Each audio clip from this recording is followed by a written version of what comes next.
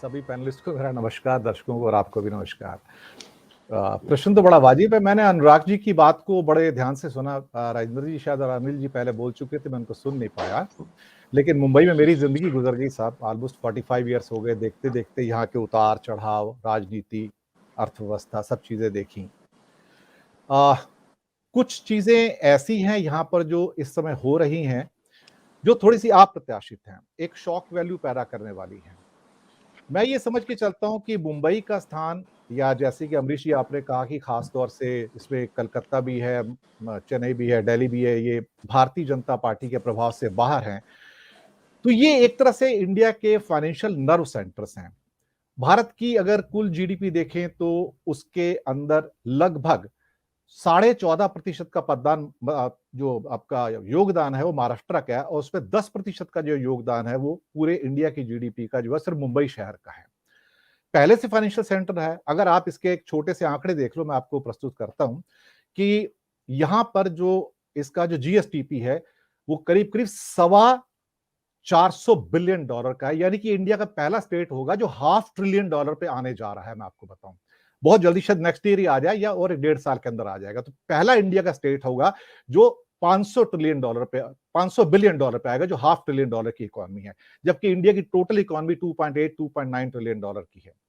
Per capita income आज की date में इसकी $3,000 प्लस की है महाराष्ट्र की। अगर मुंबई और पूना का जो मेजर जोन है जहां से 70% रेवेन्यू आता है महाराष्ट्र का, तो वो करीब करीब $5,000-6,000 से भी ज्यादा का आ जाता है। उसके बाद डेट टू जीएसडीपी, जिसको स्टेट का जीडीपी कहते हैं, वो 19.2% है आज की डेट में, जो कि सेंटर के मुकाबले काफी कम है। पूरे महाराष्ट्र का शेयर जीडीपी में 14.2%, 21-22 के अंदर 10,785 स्टार्टअप्स, और साथ में ये स्टेट इंडिया का number 1 industrial state. Film world की बात अनुराग जी ने बात की, और एक और बात, यहाँ की बीएमसी, मुंबई म्युनिसिपल कॉर्पोरेशन, जिसका बजट भारत के कई राज्यों से ज्यादा है, मैं आपको बताऊं। अब ये परिस्थितियां बड़ी यूनिक बनाती हैं, और भारतीय जनता पार्टी की हमेशा कोशिश होती है कि जो फाइनेंशियल नर्व सेंटर्स हैं उनको मैं अपने हाथ में कैसे लूं।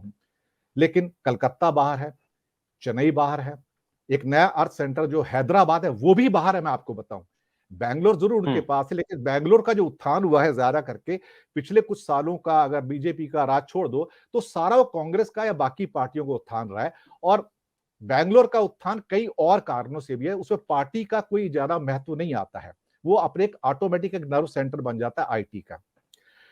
अब सवाल ये उठता है कि Bharatiya Janata party in financial centres को अपने कब्जे में क्यों करना चाहती है। एक तो मेजर मनी तो यहां से मिलता है, पैसा तो मिलता ही मिलता है। दूसरा, यहां से क्लाउड पैदा होता है।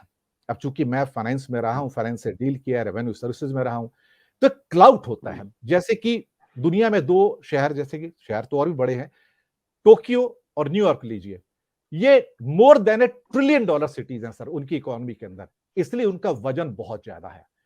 इन शहरों का वजन मुंबई का या चेन्नई का या हैदराबाद का या कोलकाता का वजन बहुत ज्यादा है।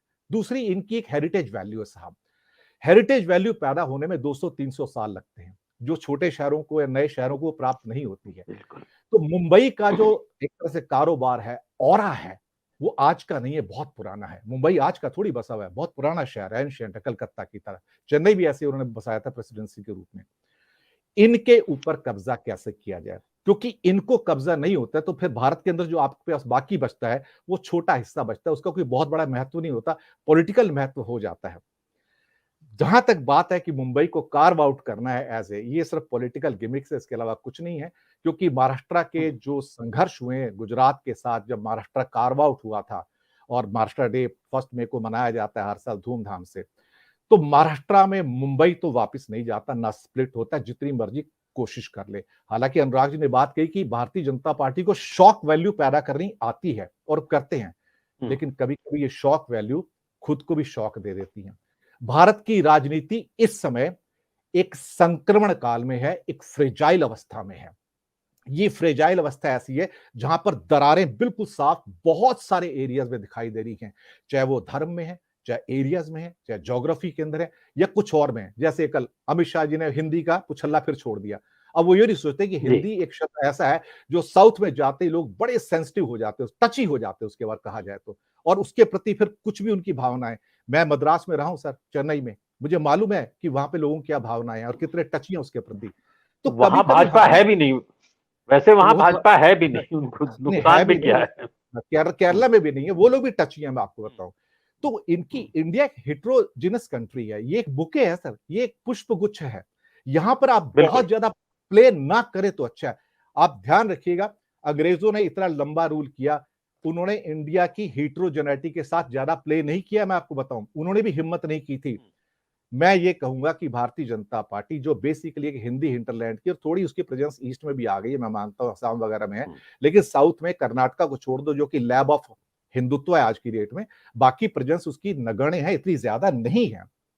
तो कहीं ना कहीं बीजेपी जब कभी ऐसे गेम खेलती है तो मुझे कई बार लगता है कि अब आप आग से खेल रहे हैं। अब आप ऐसे संक्रमण काल में आ गए हैं जहां पर अगर आप ज्यादा इसको एम्फेसाइज करेंगे तो इसके काउंटर इफेक्ट आएंगे। जैसे कि आजकल अमरीकी समाज में आप देखिए कुछ मुस्लिम्स के द्वारा घटनाएं हो रही है, कट्टरवादिता घटनाएं हो रही हैं, ये काउंटर पोलराइजेशन है।